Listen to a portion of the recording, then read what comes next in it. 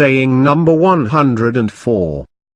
Amir al-Momineen, peace be upon him, said, "In the name of Allah, the Beneficent, the Merciful."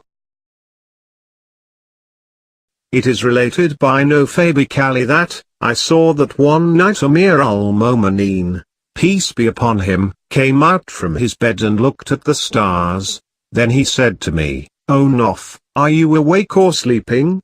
I said, "I am awake, O Amir al-Momineen." Then he said, "O Nuf, blessed be those who abstain from this world and are eager for the next world.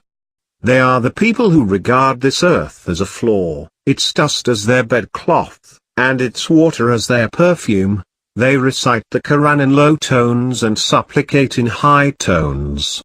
And then they are cut off from the world like Isa, Jesus. O Nuf."